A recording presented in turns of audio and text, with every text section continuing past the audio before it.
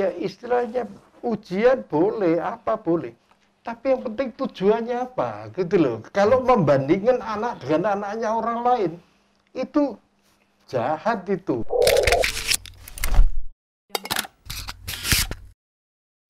Assalamualaikum warahmatullahi wabarakatuh. Saya kehadiran tamu sangat spesial. Sebutannya banyak sekali. Konsultan bisnis, pakar ekonomi, dosen, dan yang mutakhir ini beliau dijuluki Bapak Statistika Indonesia. Sosok yang saya sangat kagumi, mentor saya, the real mentor, Pak Krisnayana Yahya. Selamat siang, Pak. Selamat siang. Iya, sehat, Pak. Ya, pandemi ini aktivitasnya masih online, Pak, yang banyak, Pak. Ya, apa pertemuannya lewat Zoom, ngajaknya lewat Zoom, dan Terakhir, siaran radionya lewat Zoom, ya toh. Dan kita berharap ya masih bisa berbuat sesuatu untuk menggali, meningkatkan ilmu, tapi juga makin banyak mengajak orang. Gitu. ya, yang terakhir saya lihat kemarin di forum komunikasi asosiasi itu, Pak, ya. Ekonomi Outlook 2021. Wah, saya saya puas, saya melihat, waduh, ini luar biasa ini untuk insight kita ya, Pak. Ya intinya kan gini ya, teman-teman itu selalu berharap ada resep gitu ya. Oh, gitu ya. Kenyataannya kan kita tidak bisa nunggu market itu tidak pakai ngomong gitu loh. Dan kita harus menyiapkan lebih dulu daripada kita baru merespon gitu ya. Dan ini ajaan-ajaan saya mengharapkan masyarakat itu lebih percaya diri, Bang. Di tengah kondisi sekarang ya. Iya, lo ini kan sebetulnya ini kan peluang emas yang luar Betul, biasa. betul, Ya. betul. Nah, ini kan ada yang cengeng minta dituturi, minta difasilitasi gitu ya. Nah, ini Salah kan satu tugas Pak Kesda. kita kan tidak boleh gitu ya. Ya harus yang punya usaha menemukan Iya. cara apa menghidupi dirinya di tengah situasi apapun. Iya, Gitu. iya. Tapi sebelumnya Pak Krisna, karena ini perlu saya kenalkan, jadi ini mini studio kita. Ini ada para kreator-kreator ini yang membuat acara ini, Pak. Saya ini kebetulan dijadikan dalam tanda petik tumbal menjadi host pertama. Itu ada Mas Teguh, Pak. Ya, Mas Teguh ini ahlinya di bidang IT. Terus ada Mas Kisworo, ada Mas Dimas, ada Mas Arya. Jadi Sabtu Minggu kita buat training di sini, Pak, sama Basar untuk membantu para pelaku usaha. Terus kemudian kita buat podcast ini namanya e-lunch. Nah, sesuai namanya, Pak, karena kita ingin ngobrol dengan Pak Krisna itu sesantai mungkin, tetapi tidak menghilangkan substansinya. Nah, kayak gitu, Pak. Jadi makanya nanti saya coba ngorek jauh sebenarnya sisi lain dari Pak Krisna itu apa. Wah, kalau ngomong Pak Krisna itu kan pakai angka, pakai data nih, wah ini teman-teman ini milenial yang lain kira-kira butuh tahu lah tentang Pak Krisna itu. Nah, ini yang pertama, Pak, ada kumpulan pertanyaan yang saya kolek dari fansnya Pak Krisna. Ya, ada 5 pertanyaan, Pak, yang harus dijawab Pak Krisna. Yang pertama, ITS atau UKPetra, Pak? Ya, kalau saya besar di ITS, Pak. Oh, besar di ITS, ya. Tapi sejak saya mahasiswa, saya sudah ngajar juga di Petra. Oh, gitu ya. Ya, jadi saya mahasiswa ITS angkatan 86. 86 ya. Woi, lama sekali. 68. 68 makanya 86 kan. Iya. Ya, saya masuk ITS-nya 68. Iya. Ya. Tapi selama 3 tahun pertama kuliah itu seret, Pak. Nah, lalu kami demo supaya dicarikan dosen, karena dosen yang ada enggak cukup. Oh, nggak memadai Pak ya waktu itu. Nah, tahunya kalau enggak cukup apa artinya? Kami mahasiswa ini mesti ikut ngajar. Oh, Jadi tahun 68, apakah kita itu kuliah tok?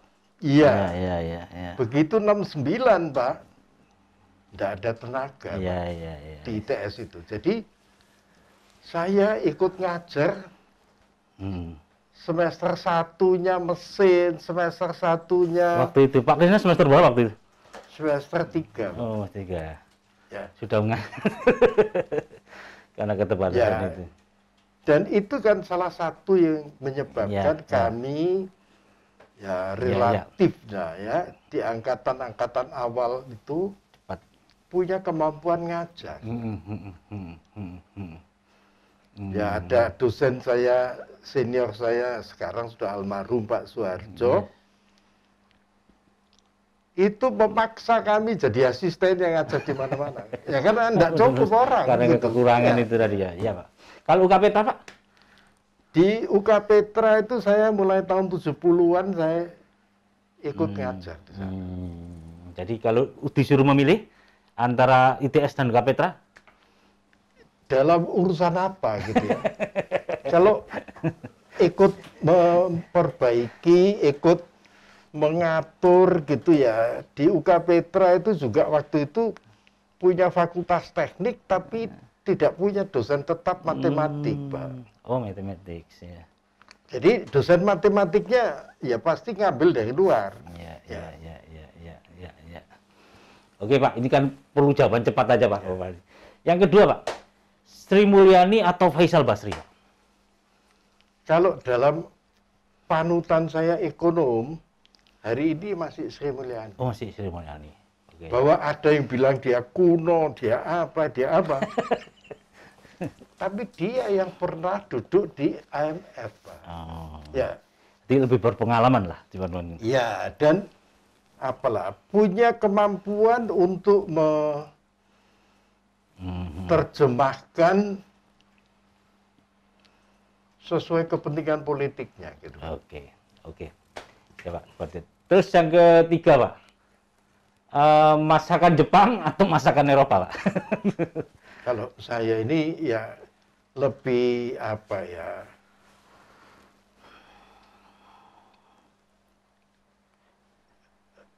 Pengaruh keluarga itu sangat kuat gitu ya. Jadi di rumah itu masakan Jawa dan masakan Eropa itu sudah kecampur. Gitu. Pak Krisna sendiri kabarnya sudah pintar masak juga, Pak. Ya kalau bisa masak itu kan ya itu kebutuhan, Mbak. Ya, dulu ditinggal ya apalah, ayah saya keluar negeri, ibu saya kadang-kadang sibuk terima order makanan. Oh gitu, catering jadi, gitu ya? Iya, jadi saya harus ikut bantu gitu ya. Oh, akhirnya jadi bisa. kalau cuman bikin-bikin makanan Jawa, makanan Chinese gitu ya sudah biasa. Aduh, lalu waktu studi di luar negeri, ya saya dapat keuntungan gitu karena sudah bisa masak dan tidak terlalu boros gitu, Pak. Iya, iya, luar biasa, Pak. Kemudian terakhir ini, Pak, Nadiem Makarim atau Ahmad Zaki, Pak? Kok tersenyum, Pak? Ya. Ini sama-sama orang yang mengakui Pak Krisna ini. Ya, Nadiem itu punya visi masa depan yang ya dianggap baru, nyeleneh. Mungkin masih banyak yang tidak mengerti dia. Ya. Dan itu yang mungkin menimbulkan masalah-masalah serius terutama di hari pendidikan. Itu nanti akan kita ulas juga. Baik, Pak Krisna. Empat pertanyaan itu saya ingin saya minta beberapa referensi dari teman-teman Pak Krisna sebenarnya. Pak Krisna itu lahir di Jakarta, kecil di Malang, besar di Surabaya. Apa benar, Pak? Lahir di Jakarta, besar di Palembang. Oh, Palembang. Terus baru balik ke Malang. Lalu ke Surabaya. Oh. Jadi 4 tahun saya ada di Palembang. Itu umur berapa waktu itu, Pak? Ya sampai saya sekolah verbal ya namanya. Verbal itu Taman tingkat kanak-kanak oh, itu. TK, Pak. Ya. TK ya. Taman kanak-kanak terus pindah ke Malang itu. Iya. SD-nya di Malang. Terus berapa bersaudara, Pak? Saya 5 bersaudara. Iya, iya, iya. Terus orang tua Pak Krisna juga pengusaha atau waktu itu? Ayah saya guru. Oh, guru. Ya. Oh. Jadi ditugaskan pemerintah itu untuk menasionalisasi sekolah-sekolah menjadi sekolah negeri di Palembang itu. Oh. Jadi Peningkatan status gitu, Pak ya? Dari sekolah ya, swasta jadi negeri. itu kan masih banyak sekolah ya dianggap sekolah Belanda awalnya, terus dinegerikan. Gitu. Oh, bukan akreditasi lain, Pak ya? Bukan, ini dinegerikan. Dinegerikan gitu kan, dinasionalisasikan gitu. Ya, Pak. Oke. Iya, iya, iya. Berarti ayah terus di Malang itu pindah ke Surabaya umur berapa, Pak Krisna waktu itu? Ya, saya umur 5 ke 6 itu saya pindah ke Surabaya karena tugas ayah saya itu bukan di Malang, di Surabaya. Oh, di Surabaya. Di mana, Pak? Di Dinas Pendidikan. Oh, Dinas Pendidikan. Ya. Oh, makanya akhirnya Pak Krisna memilih untuk menjadi ya, saya tidak terlalu bisa apa ya, menyebut karena ayah saya ya, tapi ya mungkin ada pengaruh tidak langsung ya. Ayah saya pagi berangkat ngajar gitu. Terus lama-lama kan pernah jadi kepala sekolah SMA Negeri 4 itu. 4 Surabaya? Iya. Berarti yang di Karangjangan itu, Pak? Iya. Oh, yang Pak Krisna pernah jadi kepala sekolah situ? Iya, yaitu namanya kan SMA Negeri 4 C Teladan. C Teladan, maksudnya, Pak? Jadi di tiap kota itu dipilih satu sekolah negeri yang dijagokan gitu ya. Lalu diberi nama SMA Negeri 4 C Teladan. Saya nggak tahu posisinya kenapa gitu ya. Nah, jadi waktu itu ditugasi membuat SMA itu jadi model gitu.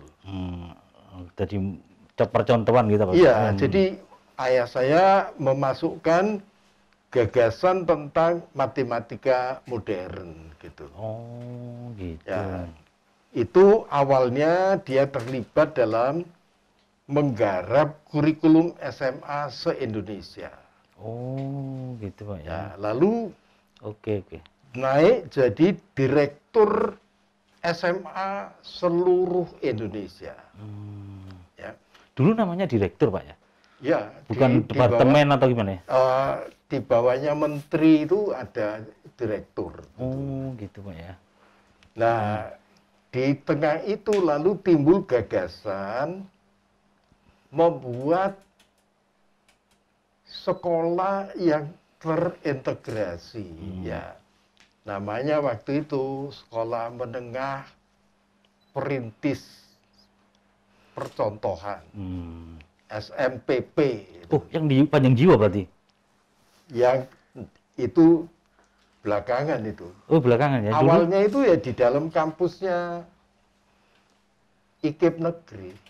IKIP Negeri di Ketintang? Iya. Oh, di situ. Iya.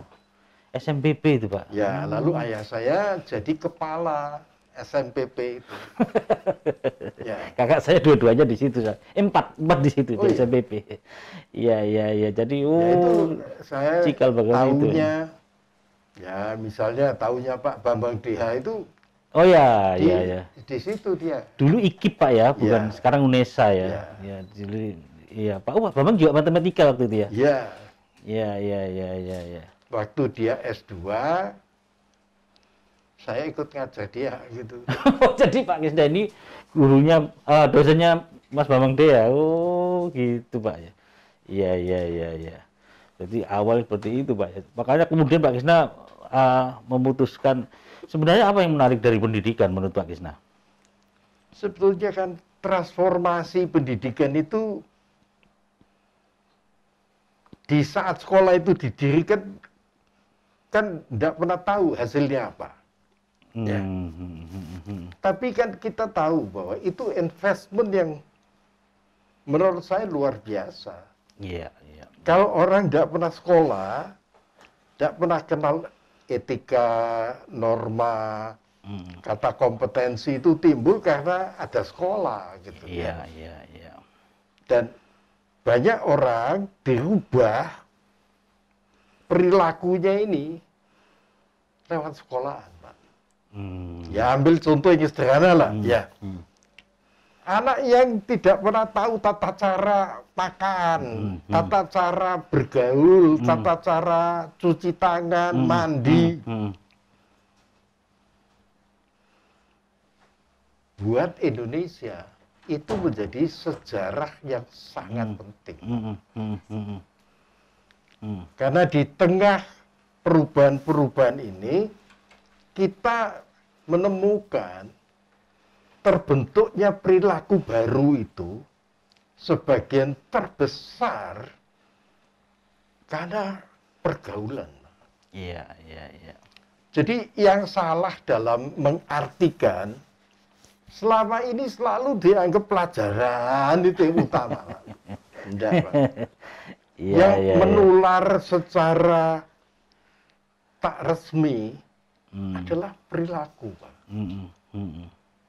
Habitual action apa istilahnya? Ya, dan akhirnya kan orang itu berpikir, orang itu ngomong, orang itu bisa berkomunikasi. Ya. Itu lebih penting daripada sekedar ngapalin nama, ngapalin rumus. Ngapalin itu. Ya.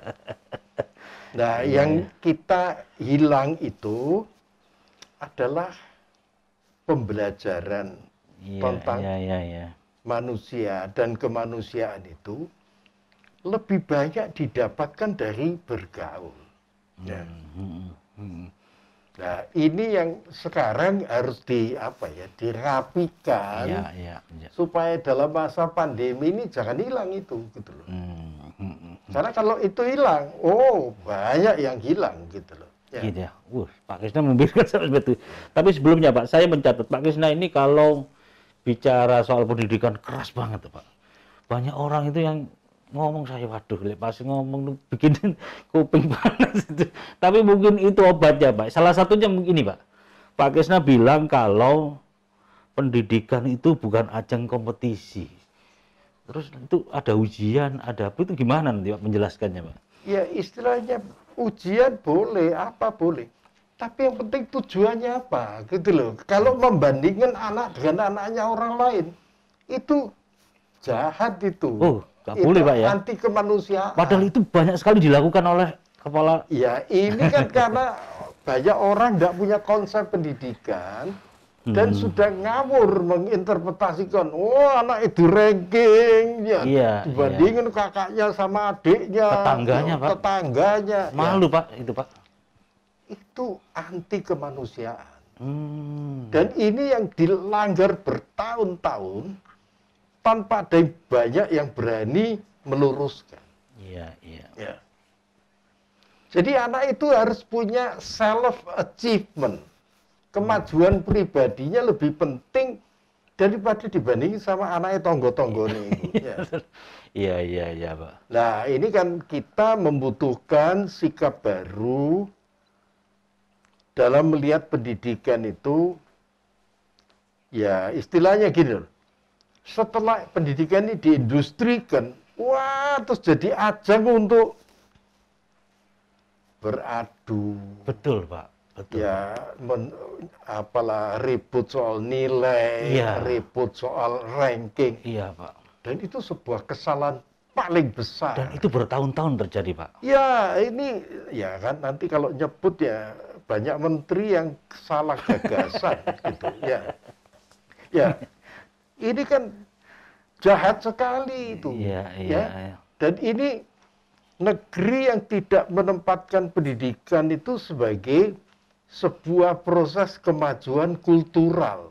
Ya. Jadi kalau orang desa disalah-salahkan, ya tidak boleh. Iya, iya. Dia tidak punya contoh, tidak punya influencer yang Iya, membuat iya, dia punya wawasan dan gagasan yang lebih Iya, maju. iya. Ngomong soal nilai nih Pak, saya teringat sekali. Waktu itu masih zamannya ujian nasional Pak ya. Itu orang kan berbondong-bondong ke ini Pak, lembaga kursus atau apa Pak. Itu ada tarif yang ini bisa langsung lulus, bisa masuk negeri gitu Pak.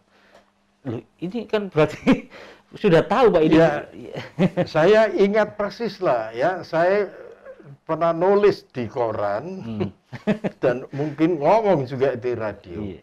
Bahwa bimbingan belajar itu menyesatkan. Menyesatkan Pak. Ya. Dan sekarang korbannya banyak. Gitu ya. Banyak, ya maaf lah, saya tidak usah nyebut nama. Iya, iya. Dokter-dokter itu, karena termasuk pinter, dalam tanda petik, tapi pinternya itu karbitan, gitu. Ya. Jadi dia masuk universitas bukan karena keahlian, bukan karena kompetensi, tapi karena dia punya uang, ikut kursus. Oh, ikut gitu-gitu ya. Ya. Iya, iya, iya. Oke, kita cut sebentar. Ya. Keren ya. Ya, ada lagi Pak. Pak Krisna menyebut ijazah itu tidak bisa untuk mengukur anak cerdas, itu tidak bisa hanya dari ijazah. Dan ini gimana Pak maksudnya Pak? Ya, ini kan kalau kita lacak ya, sekolah itu mengeluarkan raport, ijazah dengan angka-angka, bahkan sampai ada rankingnya. Nah, itu kan sudah tidak manusiawi. Orang itu belajar karena dia harus dipersiapkan untuk masa depannya gitu ya. Apa bedanya yang pelajaran bahasa Indonesianya dapat 5 sama 7? Kenapa? Yang dites itu kan bukan ngomong, tapi tes tulis, Pak. Ya. Iya. Dan tidak ada kesempatan dia disuruh bercerita, mengarang. Interaksinya berarti Pak ya? Ya, dan apalah berkomunikasi. Jadi sebetulnya nilai-nilai itu bagian kecil dari capaian hidupnya. Oke. Dan itu kan kita biarkan terus gitu, Pak. Ya. Kan ada contoh-contoh, Pak ya. Ada anak mau masuk universitas, ya katakanlah waktu itu ITS itu, lulusan STM, Pak. Lulusan STM ya. Tapi dia lulus tes, Pak. Ya. Itu aturan, Pak. Mestinya gak boleh, Pak. Ya. Oh ya. Ya, tapi karena waktu itu saya beranggapan, ya kalau anak lulus tes waktu itu, Ya. ya dia lebih baik dari yang tidak lulus gitu loh. Karena Ya. bisa mengerjakan. Iya, ya. Iya. Dan akibatnya, Pak, ya di ITS itu ya sempatlah ada satu periode gitu, banyak lulusan STM itu masuk di ITS. Sekarang SMK itu Pak ya namanya. Ya. Dan dalam perjalanannya di ITS banyak jadi dokter, Pak. Dan bukan dokter ya asal-asalan, tapi karena dia matematiknya kuat, sains menelitinya bagus, ya. Jadi banyak kebijakan dulu membunuh kesempatan hanya karena sekolahannya. Padahal tidak ada urusan mestinya. Semestinya Pak ya. Itu birokrasi berarti yang membuat itu menjadi berat. Karena Pak, itu istilahnya gini loh, setelah pendidikan itu menjadi industri, banyak cara menyaring-nyaring orang dengan alasan-alasan yang tidak akademis gitu, Pak. Ya. itu sekarang terjadi Pak itu Pak. Ya masih, dan itu mungkin tinggalan yang membekas dan merusak gitu. Ya.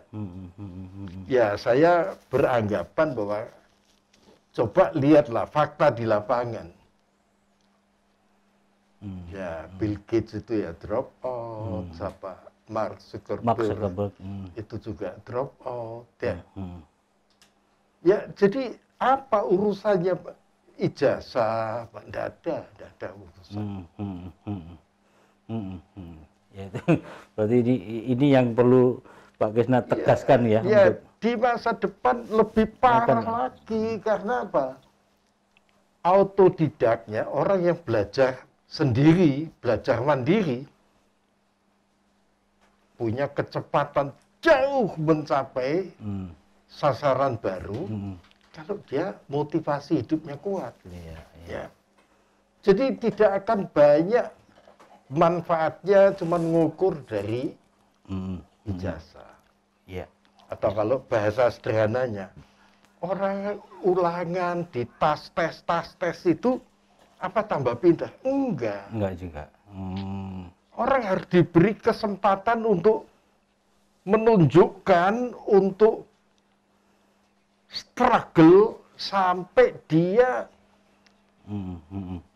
berhasil mengubah mindset dia bahwa keberhasilan itu bukan angka, bukan ijazah, bukan apa.